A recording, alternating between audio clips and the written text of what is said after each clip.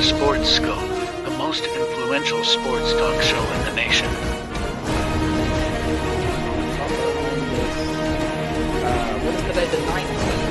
Stay tuned for updates and great sports content. Hello, everybody. Welcome to Sports Scope. I'm your host, Robert Butler. 30 minutes past the hour, folks. Make sure and tune in. I'll have Keith Engel on, going over some college basketball questions with Keith. You know, he is really in tune with the college basketball, college sports in general. You know, maybe you can make a little money wagering the brackets next week. You know, we got the conference tournaments. They're going on as we speak. Those games will get more and more intense as this week goes on. And, of course, we'll have the conference championships Saturday and Sunday for the bigger conferences. I know some of the smaller conferences have already made the tournament, but we'll have selection Sunday, this coming up Sunday. So going to get some tips from Keith Engel. I take them. Keith really knows his stuff in college basketball. I also want to ask Keith, big New England Patriot fans, big New England Patriot fan, going to ask him about Mac Jones and whatnot. But before that, big move here out of Nashville. Titans signed Calvin Ridley. Scoop him up away from the Patriots and the Jacksonville Jaguars. Everybody thought he was going to sign back with Jacksonville. They were dragging their feet. Looks like it may have been a money issue. Not quite sure. Tennessee, second most cap room in the NFL at the start of free agency, swoops in. Very good pickup here. Do not think they overpaid. I'll get into that. Plus the Chargers, as expected, they cut Mike Williams. But they kept Khalil Mack, who is really playing at a high level. I was looking at Mack here. We'll talk about that here in just a little bit. But first, let's go ahead and take our first and only break. And I'll be back here in 49 seconds. We'll hit the ground running here on Sports Scope. Hello, Sports Scope followers. The program has seen tremendous growth since going 5 days a week. I just wanted to thank everybody for your cash contributions and sharing the program with friends and families. Just a reminder, if you want to contribute to the program, go to the Cash App, the cash sign, and Sports Scope. There are other ways to contribute to the program listed at the bottom of the screen. If you want to advertise on the program, go to sports, that is sports with an S, another S, scope, SKOPE, at gmail.com, just like it's listed at the bottom of the screen. Thank you and enjoy the program. All righty then, looks like I'm back here live. Okay, so Chargers making some big moves. Not really sure if they're done yet. Not sure if they are done yet. As I said, I expected this team to do is to make some adjustments, particularly with Mike Williams, who is always hurt. A very talented player, 6'4", really good end zone guy, red zone guy, kind of like a Mike Evans, who's going to be a Hall of Famer for Tampa. Very good player. Probably shouldn't have extended him. The previous, I think his name was Pelissero, general manager. I can understand the justification of firing him now, looking at some of the extensions he done with Derwin James, who has been hurt. Big playmaker. Man, he's $18 million plus cap hit. And of course, extending this often injured Mike Williams, who was hurt his rookie year. Talented, but injured all the time. Only played 3 games last year, Mike Williams. Tore his ACL. Now, Jim Harbaugh came in. They were over the cap. This thing come down to the last minute, folks. We're talking an hour and a half before this thing is set to be done or the Chargers are going to get penalized. They were over the cap. They released Mike Williams, may bring him back, but it saves them $20 million, gets them below the cap here. Thought they may move on from 33-year-old, who just turned 33, by the way. I want to make sure and be clarified on that. Khalil Mack. But listen, folks, Mack's numbers are good. 17 sacks last year for Khalil Mack at 32 years old. The 2 years they've had him, he has not missed a game. I want to say he had 8 sacks the year before that. So they kept him and adjusted. He could have played hardball and wanted to get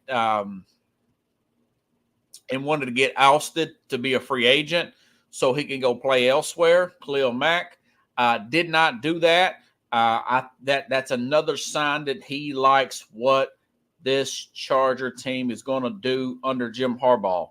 This is a very talented team. It does not need to be rebuilt. It just needs to be retweaked here and there. And you have yourself a team that can win this division. Had the talent to do it last year. I would say they probably need a defensive tackle per se. Not the best run defense in the world. Very good pass rush. With Joey Bosa and, of course, Khalil Mack. Now, so anyways, I did read some notes here. And, of course, they have let Eric Kendricks go in free agency. They let this Perry, there's 2 linebackers that's going in free agency. One of them signed with the Titans. And, of course, Kendricks now, he's with the Cowboys. The Cowboys have finally signed somebody. Okay. But I want to go back here. And there was a note made by one of these NFL reporters saying that essentially there could be some more moves to be made. Jeremy Fowler from ESPN says Friday, Joey Bosa, which is this Friday, folks, $7 million roster bonus for the pass rusher they took. I want to say he was like a top 10 pick here. First round pick there when he was drafted back in 2016. $7 million roster bonus, which will be due Friday. Sunday, Keenan Allen will be I think they're going to keep Allen. I think they're going to probably work out something. Keep Keenan Allen, although he's a little older than Mike Williams, much more consistent, better catcher of the football. Plus, he's just a more durable player, folks. So that's $12 million between those 2 players right there. I'm saying all that to say this. I think this team, they're gearing up for a run here. I think they'll probably try to keep Fowler says this could trigger some action urgency if the team wants to entertain a potential trade. Yes, they could trade these players for draft picks. They could trade them for draft picks or a player to be. Again, they need a tackle. They need a tackle, a defensive tackle to help stop the run. They could trade these players and move out and go out and get a tackle like a DJ Reader who's available from Cincinnati that everybody's talking about. Okay. But anyways, I had to say that. Back to my notes here. Okay. As far as their mock drafts, most of them are saying right tackle or left tackle to right, whether it be Joe Alt. They pick ahead of Tennessee, who a lot of people were picking Tennessee to get Joe Alt out of Notre Dame, or this JC. I noticed that Mel Kiper changed his to JC Latham, right tackle out of Alabama. But what they want to do is, who did they get? Austin. No, they let Austin. I think they got Gus Edwards. That's funny. I think they traded running backs, I want to say, with the Commanders. The Commanders have Eckler. They have Gus Edwards. Not Gus Edwards. Same area, different team. He actually comes from Baltimore. At first, I thought they had Gibson, but I think it's Gus Edwards. Means no, never mind. Latham, very good run blocker, right tackle out of Alabama. Okay, they've already got Rashawn Slater. That's why I don't think they're going to get a left tackle, because Slater's pretty solid there on the left side. What Jim Harbaugh's wanting to do here. Him and Greg Roman. Greg Roman is the coach who coached that very physical team of Jim Harbaugh's with the 49ers, folks. Remember that? I want to say Frank Gore was still on that team. Very physical team with Colin Kaepernick and Greg Roman, who also coached Lamar Jackson. Got a lot of heat because he didn't open it up in Denver or in Baltimore. And of course, he was out. But works well with Jim Harbaugh. Justin Herbert, they're going to run the ball more. They're going to be physical. Herbert's going to be running some. He'll be running a little bit as well. You just hope he doesn't get injured. But they're going to be one of the most interesting teams to watch in the NFL this coming up season. They're in the process of doing that right now. Some mock drafts have got them trading down a little bit and getting another pick here as well, because they're right there at the 5th pick. They've got Justin Herbert. They're not going to need a quarterback. Somebody could very well jump the Giants, who all reports are, I've been talking about this on my program here for the past week or so, that Daniel Jones, that they're having buyer's remorse. They're wanting to move on. They've already moved off of Saquon Barkley. They're wanting to move on Daniel Jones and probably get a quarterback. Possibly J.J. McCarthy could go with that. Former Michigan Wolverine could go to the Giants there in case somebody else wants him. What if Drake May falls? Okay. So anyways, what I'm saying is this is the first step. This is the first step for this LA Charger team. They've got their cap thing situated. They're probably going to bring in some more players. Their biggest need is tackle. They probably need a tight end. Brock Bowers has come up on some mock drafts there, not unless they can find. By the way, DJ Humphries from Arizona just got released. Okay, so maybe they bring in a DJ Humphries, 30 years old, not too old, can still play, and maybe move him over to right tackle, former Arizona Cardinal, to right tackle. Tyron Smith is still out there, former Dallas Cowboy. Now, he's also a left tackle. Could you move Slater to right tackle and put one of these guys there? And then they could take a big-time skill player at that 5th spot there or trade it down and still get a Brock Bowers or Rome Odunze if they cannot bring back Mike Williams. Williams, again, he's hurt all the time. Somebody's want to get him for a major discount, my guess is. So either way, I expect this team to be good. I expect them to be a playoff team. I want to say it's a handful of teams that are in the playoffs, different teams. I want to say it's 5, but it may be 7 teams that are in the playoffs that were not in the playoffs this year. Houston might not make it next year, okay? Green Bay could have been a flash of it. They might not make it next year. The 49ers might not make it next year. Out of the AFC, what if Lamar Jackson gets hurt and they don't make it? What if Pittsburgh falls apart and they don't make it? Buffalo could not make it. So it's good. There's going to be a different team in here. My guess is, as of today, even with their salary cap, that team's going to be the Chargers. That's why so many people were just really calling for Staley the last couple years, but particularly last year, even before he was actually fired. Because this team is just way too talented. I think Roman's going to be a big hit there with Justin Herbert, in my humble opinion. All righty then. I know a lot of you are curious about this next tape. The Tennessee Titans. I had Rich Ferris on yesterday. Go back and listen to that show. Great show with Rich. A lot of insight. Works at the Titans flagship station. Has a lot of contacts and insights there. He does promotion. He works their art there. But he has ears. He goes to a lot of these games with the Titans. Tune into that show. You can find it anywhere. You can find it here, obviously, on the YouTube page, but you can find it at Spotify, anywhere you get your podcast, by the way. Okay? Rich was great, by the way. Titans last minute. I've been reading, and I talked about this yesterday with Rich Ferris. I did not know this, but the Titans' new offensive coordinator, I think was either a quarterback coach or a wide receiver coach here, Nick Holtz here. Keep that name in mind. Was working with Jacksonville last year.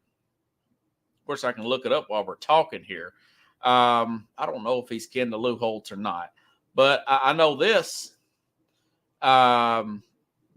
Nick Holtz had the insight on Calvin Ridley, and this guy, pretty young guy too. So what was he last year? Passing game. Yeah, they got these weird oddball positions I never heard of before. Passing game coordinator. But that's what Nick Holtz was. So he was the passing game coordinator for Jacksonville last year. Had a lot of good insight on Calvin Ridley. Now, Calvin Ridley, like I said, I was really shocked, to say the least, because there was a trade made that Jacksonville really, and you got to blame Trent Baalke for this. They made a trade for him, and they lost a pick. They lost a second-round pick. They lost one pick, and then they lost another pick today for Calvin Ridley. Okay. And Tennessee went in there and scooped in and got him. Okay. This is an interesting story. This is playing around. You're probably off by a few million here. You've already made that. This guy caught 76 balls, 8 touchdowns, and a lot of that was when Trevor Lawrence was injured last year. He missed the game, and he was playing hurt towards the very end of the season. Calvin Ridley was, So essentially, he was traded to Jacksonville in exchange for a 2023 fifth-round pick and a conditional fourth-round pick in 24. That selection was bumped up to a third due to Ridley hitting trade incentives. Okay, so they essentially lost those picks, and then turn around. Baalke, the general manager, let him slide through the hand. I tell you what this really reminds me of. This was supposed to have been between New England and Jacksonville. Tennessee was not even a player in this race for Calvin Ridley. Okay, he was not considered a player in this particular race for Calvin Ridley. This was between New England and Jacksonville for this particular player. It reminds me of the back and forth when Shaq was a free agent back in 98 or 99. I think it was 99. 98 in the 99 season. He was a free agent with the Orlando Magic, right? And it's a lot of back and forth that summer with the Magic, with Shaq. Thought he was going to re-sign. The negotiations drag on. We're already in the free agent period where the Magic lose their rights. They are, air quote, negotiating with the free agent, which is dangerous. Okay. Jacksonville has been negotiating with the free agent, which is dangerous, since Monday, folks, at 11 a.m., 12 p.m. Eastern, 11 a.m. Central Time. Okay. I'm just trying to paint a picture for you. All right. They had been negotiating with him dangerously because he's a pretty hot commodity, and knowing that anybody could come in there and scoop him up like an eagle going after a rat, down in the bushes, just coming down there, or going down in the ocean, getting a good getting a raw fish there and getting him some dinner, right? Seagull, whatever. Anywho, that's what happens. I mean, So Tennessee gets him. People a little bit frantic about the numbers. Yeah, 4 years, $50 million guaranteed. Albert Breer, here it is. Okay. Albert Breer, I think he's with the NFL Network, either Fox or an NFL Network. He says, we see here the final numbers came out, but a $23 million per year that shapes us as an incredibly strong deal. I hear yesterday the Patriots were right at 22 and the Jags were at 20. So Tennessee outbid them by $1 million. Okay. But you see that, and it's 50 million guaranteed through 4 years. Okay.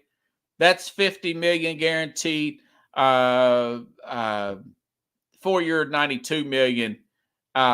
50 guaranteed through 4 years. Ranks 10th amongst active contracts. Okay, that's not bad. That's not bad for this market. That's a true number one. Guy's 29 years old. Okay, we know he got suspended for a season. Again, 76 catches, 8 touchdowns last year. All right. And I was watching some of these highlights here, and a lot of those big catches were in traffic. Well, when he was really not open, Lawrence just threw it up and he went up there, got the football here. So I'm okay with that. I'm okay with that, considering the fact that Tennessee, it takes the pressure off Tennessee to feel obligated. We know they're going to go tackle in the first round. There's too many high quality. There's a tackle out of Oregon State. He keeps going up the charts. You've heard me say this ad nauseum, folks. There's Joe Alt's the number one guy. That's who they want. That's who I know they want. Just got to be there at 7. Okay, they'll probably get Alt if he's there, or Fashanu, left tackle out of Penn State. If those two guys are off the board, I doubt it, but you never know. And crazier things can happen, right?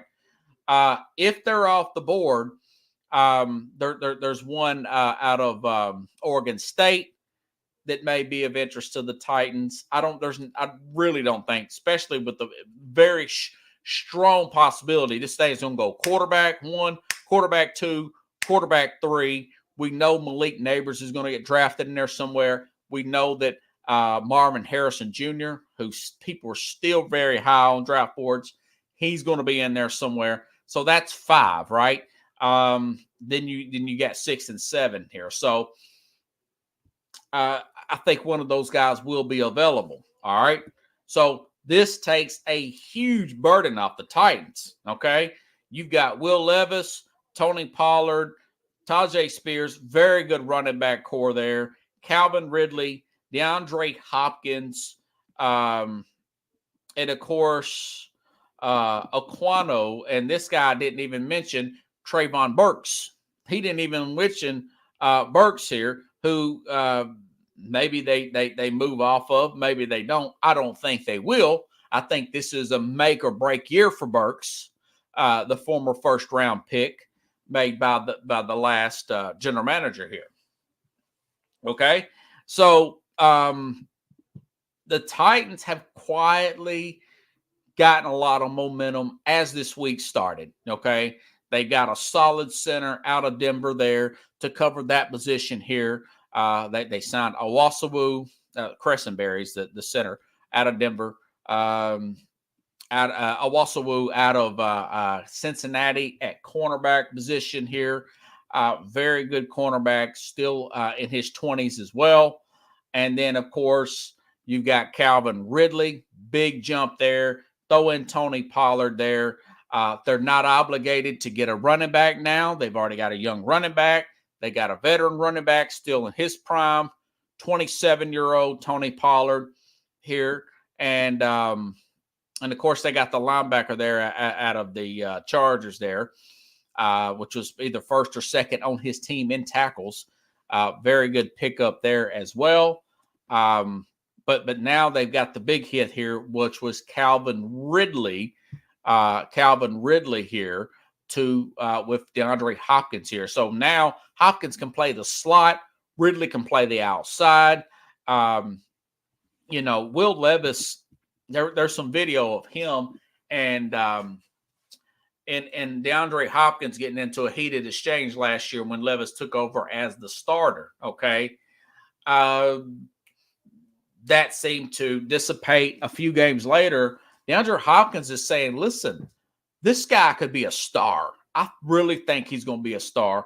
We saw him with the scout team in camp here. My only issue with him is he's got to have pocket awareness here. But listen, they've got the new center. They've got Sonorski, who I know is a good hit at guard. I've seen enough of him to make me a believer. Then you got the left tackle here. Now they still got right guard and tackle. It looks like they're okay with that, but we'll see, and we'll have to let that play out though, per se. Okay, but this team could very well be a dark horse and make the playoffs next year. They could still win this division. I'm not a fanboy of that nature. I'm not hyperbolic. I call balls and strikes. If it's bad news, I'm going to tell you. But with this offensive-minded head coach, and you got Rand Carthon spending a lot of money now, money's starting to really add up now.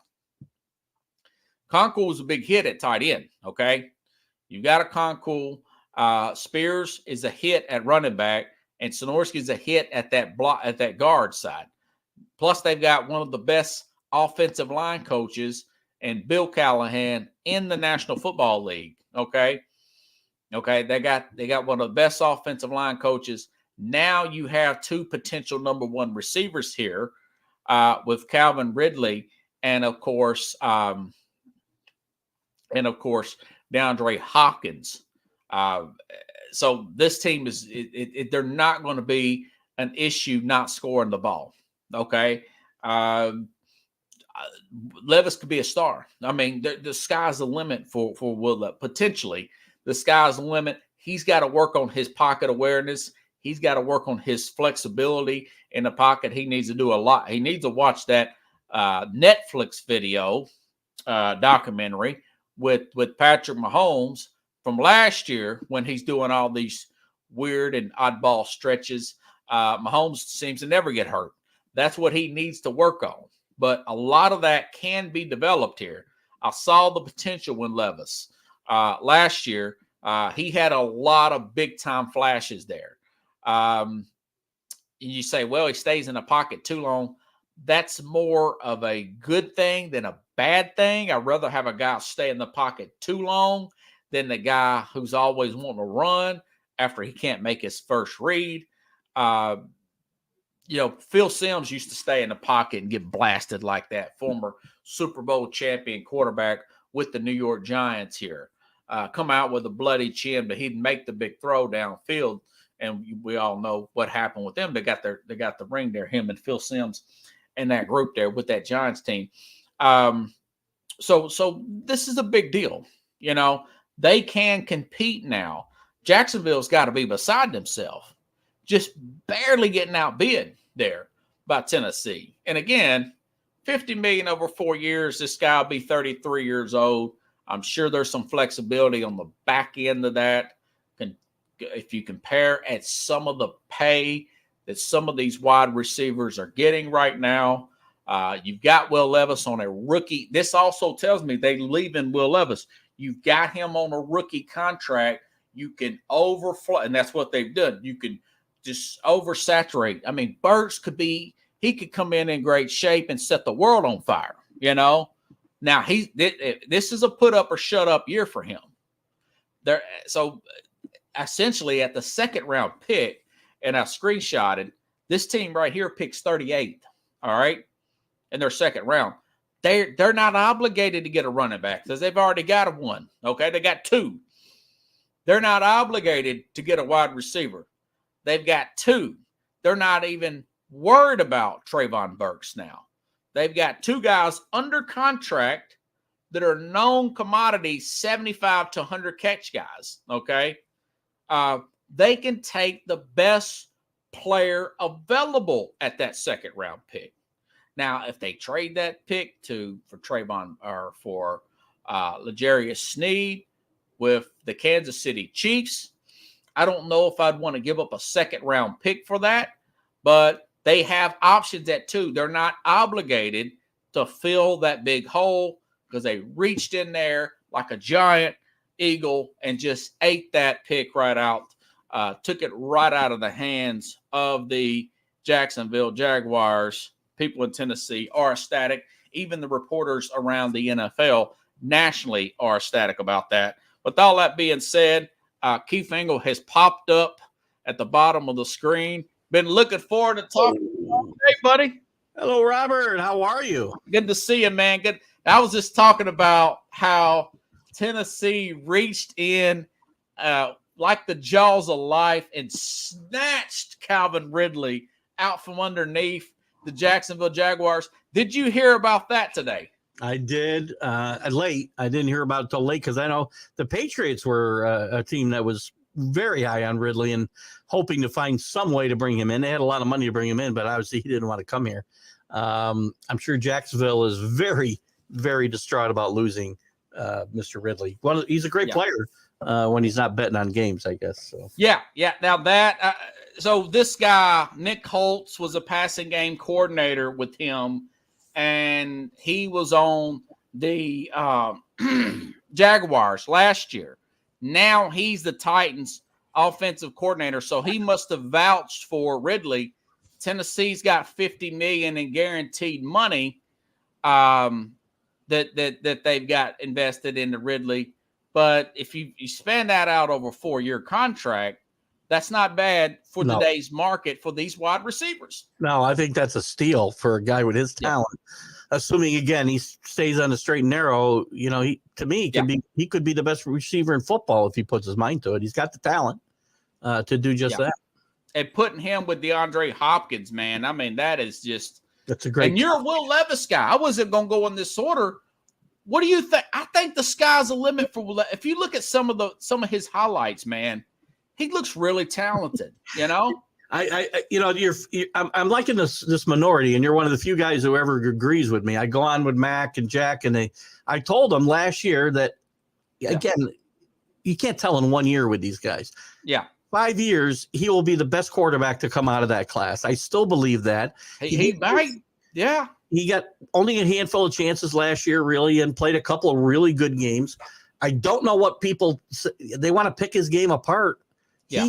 But some guys are just winners, and I've got a feeling he's got that kind of makeup that he's going to do what needs to be done to win games. Is he as pretty as some guys at quarterback? No, but I don't need that. I need a guy who's got moxie and wants to go out there and play hard and win. And I love his makeup, and I still think he's going to be a real good quarterback. And putting these weapons in front of him is only going to accelerate his progress, obviously. They've got Burks. They've got Hopkins, and now Ridley. They need to adjust the running game a little bit. I'm not sure what they've done there. What have they done? Tony Pollard. Oh, that's right. Dallas. I forgot they signed Tony Pollard. I'm not crazy about him as an every down back. That's my only issue with him. I think they're going to have to get somebody to team with him. Spears. They drafted Spears last year. They might be a good twosome. So that's a good pickup. So look at they've had people have talked about the Eagles and people have talked about the Packers, and they've all done very good things. But don't overlook what Tennessee's done. This is a big move. Yeah, this was huge. I mean, they signed a center out of Denver. They signed a cornerback, a Woozieway, from Cincinnati, who's a ball hawk himself. Yep. They quietly made they've signed Mason Rudolph as a backup from Pittsburgh as a quarterback there, and of course they brought Nick Folk back at kicker. So they've made a lot of moves. They just hadn't made the big splash until today with Ridley. What's Tannehill's situation there? He's still a free agent.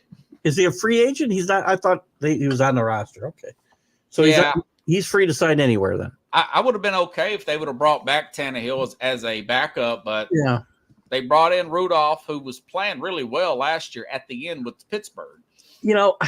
Again, being as a backup, not being close to that situation, but looking at it from the outside and looking at the two guys make up Mason Rudolph and Tannehill, I guess if I had a guy I wanted to sit behind Levis and maybe mentor him a little bit, it might be Rudolph and not Tannehill. Just looking from the outside. Yeah, that's true. I thought maybe bring in a Garoppolo. Garoppolo's not bad for short stint. 3 or 4 games, he's good, and then he's going to get hurt. But he's as good as anybody for 3 or 4 games. Yeah. It's important that these young guys have, number one, a good offensive coordinator, which they have. I think so. And a veteran, I think, that can help them in that quarterback room.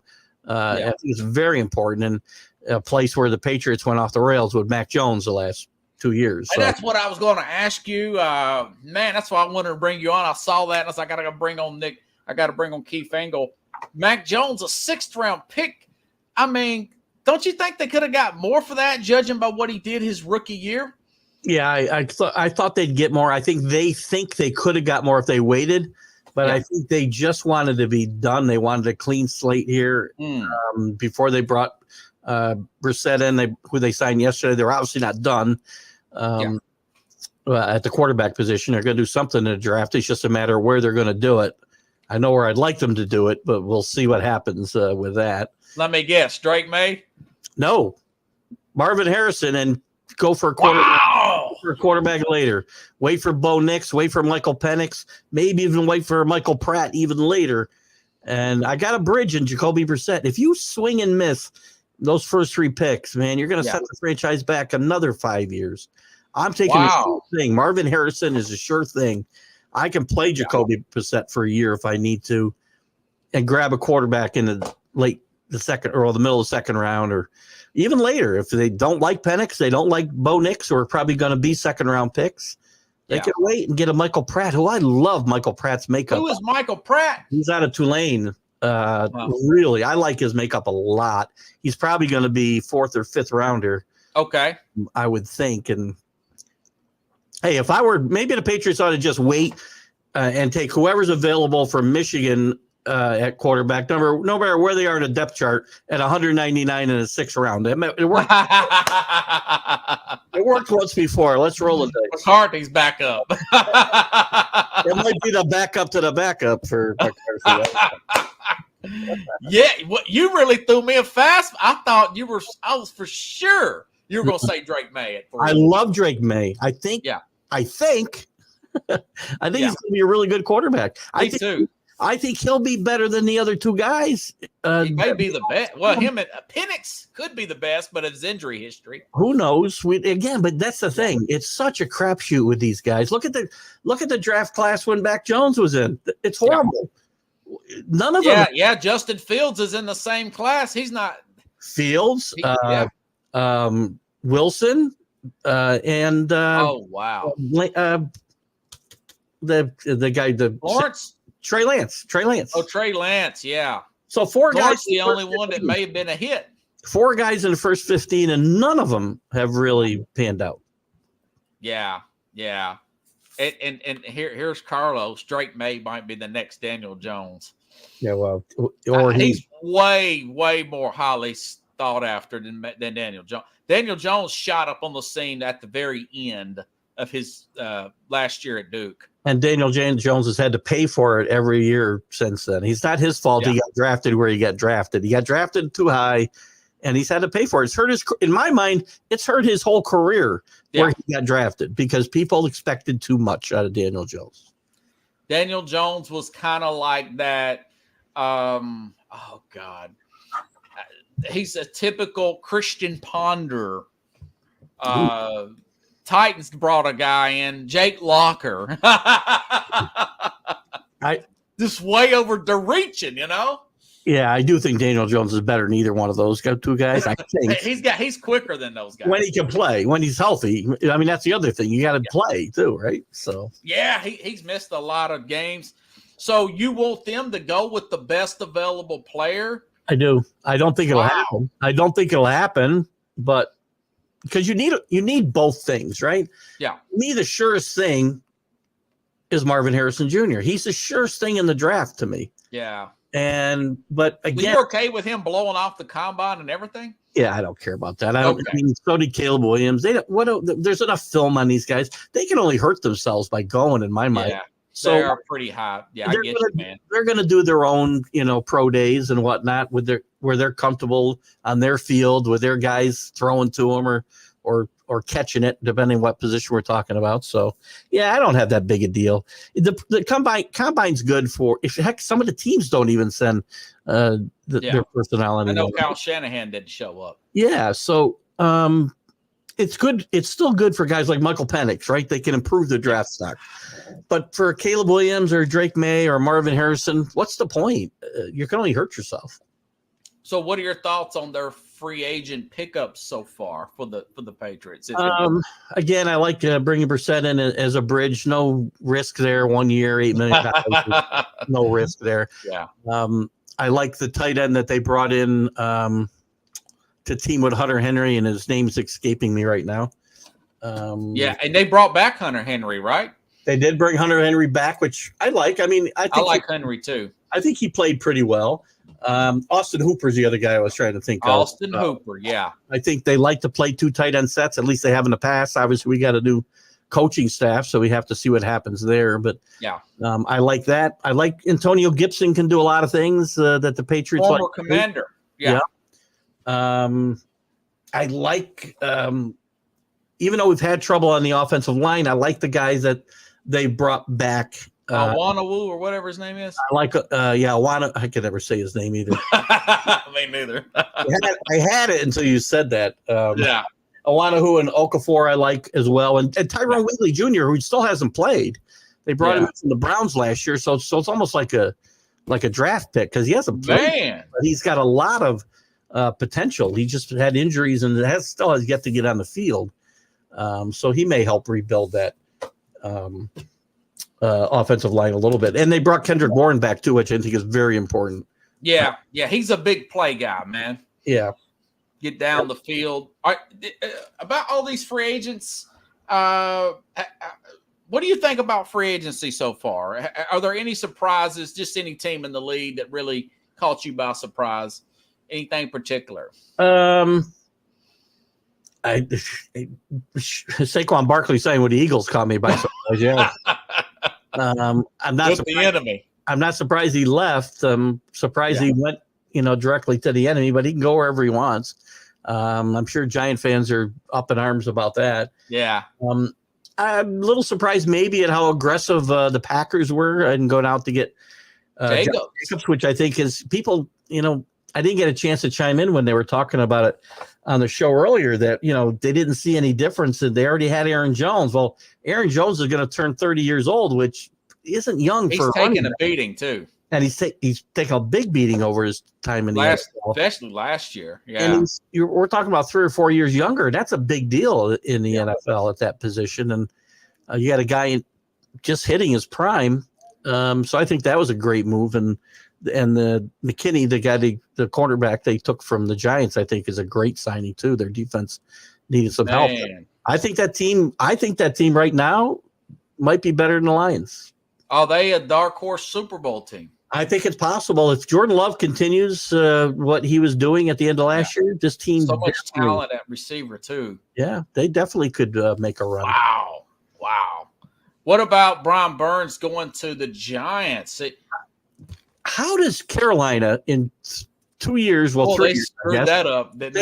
How do you trade Christian McCaffrey and Burns and not get any first-round picks at all? How? Supposedly, they had 2 first-rounders at the trade deadline. I don't know what you're thinking about there. I mean, that's all you need to know about why that organization is where they are. Is you trade 2 guys of that caliber, and you never came back with 1 first-round pick, not one. Right. Do you think that's okay for Carlos? Act like he didn't like that pickup. I'm sure he didn't. He's a really good pass rusher. I think he helps that. I think he's a good addition to that Giant defense. I mean, yes, I know Carlos is going to say, well, we need offensive line. We need wide receivers. But they had 2 second-round picks, Carlos. Yeah. It was the Dexter Lawrence. It was the Leonard Williams pick from Seattle that they used from what I read. Yeah. And look at. I think the Giants are a great wild card in this draft. It's very interesting what they're going to do in that first round. If they take a quarterback, I wouldn't be shocked if they do. Probably going to have. It's probably going to be McCarthy. McCarthy right now has moved up to like the fourth, I think, on the depth chart. But they may not get him. Do you buy that McCarthy hype? I think he's going to be a good player. Yes. Okay. He didn't get a chance to throw the ball as much as these other guys did, obviously, in college because of the offense he played in. But from what I saw from him from his junior year or when he started playing to the end of his senior year, especially in those 2 playoff games, he came up big, and that means a lot. Yeah. Coming up big on a big stage is really important to me. Mark Schlereth said he's really good at reading NFL defenses, and he could audible at the line of scrimmage. He's got a high football IQ for what the NFL wants from a quarterback, is what Mark Schlereth says. Yeah, and that's what you need because, the defenses are so much more complicated in the pros than they are in college, right? And a lot of guys never adapt, and we've seen that. Yeah. Guys with a lot of talent who just can't, make it work. I think McCarthy's going to be a guy that makes it work. Man. Wow. JJ, see, this is a really – and then you look back. You mentioned the 21 draft and all those duds, but look back at the 2020 draft where you had Justin Herbert, you've had Jalen Hurts, Joe Burrow. Well, I'm sure I'm missing one of them. Hurts is at the back of the first round, right? Burrow. Yeah. Who else was there? Burrow. There was another one I thought. Burrow, Herbert, Tua. Yeah, Tua. Yeah, they've all got second contracts. Yeah, that's worked out. I mean, that's worked out well. But again, it's a crapshoot. We just have no way to know who's good and who's. I mean, you think but when you don't know, man, it's ugly. It's ugly. Yeah, again, it could be a Christian Bonner and Jay Longer. and look around at the starting quarterbacks. I mean, how many of them were top 10 picks? Not that as many as you think. Well, I mean, Brock Purdy was the last one. I think he was drafted in 21, right? He was drafted in 22. Or 22, maybe. 22. Okay, yeah. He was a rookie. Yeah, he was a rookie. Very last pick, man. Go figure. I mean, that's not going to happen that often. I get it, but you can find quarterbacks in the second, third, and fourth round. They're there. Yeah. Or later in the first round. Yeah. Speaking of fourth round picks, I had to get your is there, and I've asked somebody this earlier this week. I think it was Rich Ferris, my Tennessee guy. Have you ever seen a player get more money with less actual success on the field than Kirk Cousins? Kirk Cousins is the best negotiator in the history of quarterbacks in the NFL. Without a doubt. He's got a great agent or something. Now, to be fair to Kirk Cousins has had a lot of success in this league. He's won a lot of games. Regular season, yeah. I'm sure Atlanta will win the South next year. They could win, who knows? I don't know. Maybe they'll win 12 games. Right. But the guy's won one playoff game in his career. Yeah. And that's what I say about guys like McCarthy who play better on the bigger stage. Cousins isn't that guy. Yeah. He always has numbers, and his teams have had really good records for the most part. Yeah. But he can't. It doesn't translate when the brightest lights are on him. I think, Keith, they just wanted to buy some job security. The coaching staff and the management says Cousins will give us job security. He won't win us a Super Bowl, but he won't get us fired in these few years. Yeah. And we're just going to pay this guy coming off Achilles injury, 36 years old, $100 million guaranteed. Where the thing is, and I get it, it's a gamble, but where else were the Falcons going to go? Yeah. They need a quarterback. They could have took a chance in the draft too. They pick 8. They would have. Look, they could have got your guy Mac Jones. Yeah, they could have, but I don't think Mac Jones is going to be able to be a starter in this league again right away. Wow. He's going to need some rehabilitation, I think. Just from I looked up their stats. Mac Jones, when he had McDaniels, 22 touchdowns, 13 interceptions. Not last year because Kirk Cousins got hurt. In 22, Cousins was 29 and 12, 29 touchdowns, 12 interceptions with mega talent at receiver, obviously, and playing in a dome. Why not go get Mac Jones for $2.7 million? I would have. Versus 40, Keith. I would have. I mean, again, I would have. If I'm a team that's quarterback needy, I would have taken a roll of the dice on Mac Jones. But yeah, and then maybe draft somebody to compete with him or something.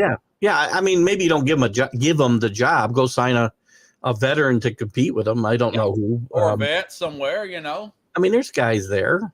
Tannehill, somebody. Yeah, or Mariota Mariota didn't work very well there, did he? Yeah, I've never been a Mariota. He walked away. Carlos must be related to Sam Howell. He loves Sam Howell, man. I mean, are you his agent, Carlos? Howell's, he'll be he looked good for first month. He's a guy who will be around the league for a long time. You know what he reminds me of? I don't know why, because he doesn't look like Magic. Yes. Yes. He's going to bounce around the league. I'll bet you. He's going to have a big year here and there to get himself contracts. Yeah. Nobody was better in a contract year than Ryan Fitzpatrick, let me tell you. Man, the first 4 games, he's always great. Then he runs out of gas. Oh, man, I got to ask you basketball stuff. Okay. Who do you think's going to be the 1 seeds in this tournament? I take your advice very seriously. Yeah.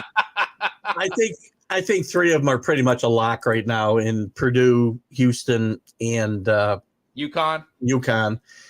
I think there's 3 teams alive for that 4th one. I think it's UNC, Carolina, Arizona, and Tennessee. Tennessee would be the. I would probably go with Carolina. Tennessee is so hit and miss, Keith.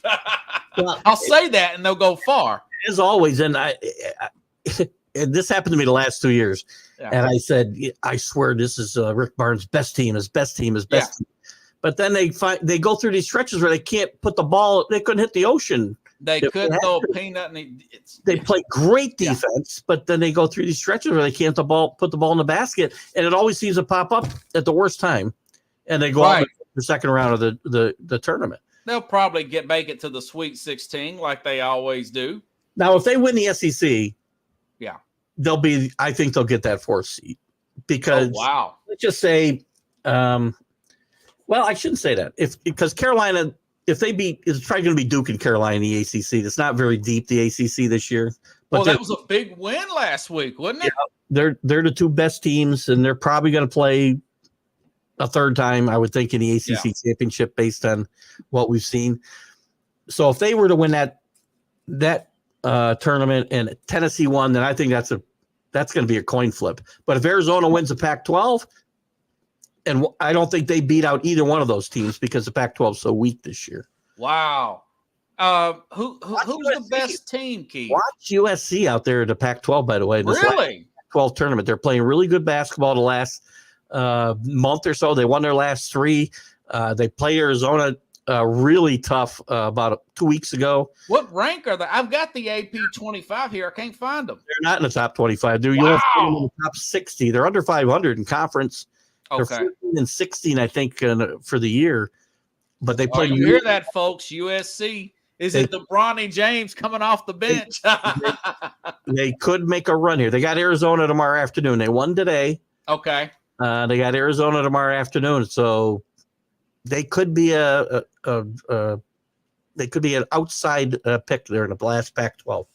Best team in the country? I think Houston's the best team in the country. Wow. Not UConn? Nope. I like UConn. I think they're very good. Danny Hurley's got to tone it down, first of all. Danny Hurley's got to stop getting the confrontations with fans. Oh, is he? 3 times in the last month. He's nearly gone up into the stands or called guys. All right, Bill O'Brien. Right? You got to stop that nonsense. And look, Houston has been on a really good run for the last 5 years. Calvin Sampson is one of the most underrated coaches in the country. They play really good defense. They got some really strong guards. And when you get into and so does UConn. Are their guards, are they veterans? They are. That's usually what gets it. Rebounding and veteran guard play. Veteran guard play. That's one of the reasons. The best rebounding team in the country, you think, from what you've seen? I might say it might be Carolina. It might be really. Yeah, I like Carolina's. This may be the Carolina team of a few years ago that made it all the way to the. Yeah, well, this is a better team. That team caught everybody by surprise. In Hubert Davis's first year, it was kind of a disappointment. I remember that until they got into the tournament, and they made a run all the way to the Final Four. And, last year was a bigger disappointment. A lot of people wanted Hubert Davis's head. Yeah. Calvin Sampson let me down a bunch in Oklahoma back in the day. Yeah. He's a better coach now. I mean, he went through some issues at Indiana, obviously. Recruiting issues or something, right? Yeah. It was telephone calls to recruits and stuff. I mean, stuff that just seems kind of petty. Looking at it now, right? Yeah. Well, he was out in the desert there for a long time because he was an assistant coach in the NBA, and before he got the Houston job, it was probably 10 years before he got another job. Time goes by quick. Now, Purdue, is this basically the same group that was there last year with Purdue? Pretty close. One of their guards, they lost one of their veteran guards last year, but okay. Edney's been there. This is his fourth year. And you don't see a lot of guys staying that long, but they must not. But they must not be super talented, but he's still pretty good, huh? They've been a big disappointment, though, pretty much each one of those years in the tournament. They have. They have not Remember, we said that about Virginia one year. Then the next year, they came all the way back and won the championship. Yeah, and maybe it's the Purdue's year, right? I mean, there's no other play. You can't stop Zach Edney if he gets hot. There's nobody in this tournament that's going to stop him. I mean, you know what? They might be the best rebounding team in the country now that I think. Wow, Purdue. Okay, yeah. Because I just thought about them being there last year, and I know UConn's. I heard a stat about UConn that was disturbing, that they don't play well on the road against ranked teams. Did you hear about that when they lost to Creighton a few weeks ago? Yeah, they don't. The Big East has got some good teams, and they've, for the most part, have done very well against them in the regular season. Yeah, the last two seasons. To me, there's a couple of factors going against them. It's hard to repeat. Nobody's repeated in 17 or 18 years. Florida and Billy Donovan Donovan. Yeah, that was when we and Carlos were in school at Austin Peay. That's the last team to do it 17 or 18 years ago. And before that, it was probably 17 years when Duke repeated. So, not everybody repeats. It's not UCLA where somebody's going to go win 7 or 8 in a row. 92 and 93, right, Duke? With Laettner and those guys? Yep, they won back-to-back, and then Florida, and before that, it was all the way back to UCLA. So it doesn't happen that often. You've had teams with a chance, and most of the teams that have come back for that second try have not even gotten very far in the tournament. They've been out in the first or second round. So. Wow. Yeah. What about St. John's with Pitino? You think they could they get to the Sweet 16? If they get in, they got to get in first, right? They're right on. Oh, really? I know they had a big win the other day, though. They did. They've had some really good wins down the stretch here. They beat Creighton in the Garden. Who beat Connecticut. They've got the tournament's being played in the Garden, which is good for St. John's. And Rick Pitino's a really good coach, especially in these types of situations. Yeah. But tomorrow basically is if they lose tomorrow, they're probably out. It'd be I think got to win tomorrow. Tomorrow's a play-in game. They're playing Seton Hall. Seton Hall's had a really good year under Shasheen Holloway, too. Okay. They won some big games in the Big East this year, and I think that very well could be a play-in game for those two teams.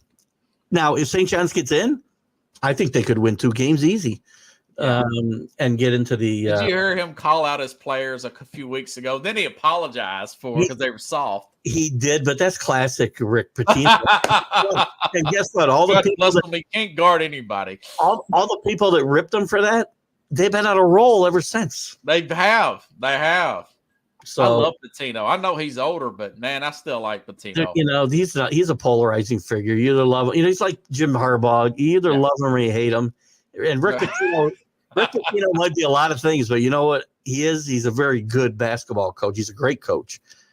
He's about to take his 6th team to the NCAA, maybe, which nobody's ever done that. Nobody's ever done it with 5.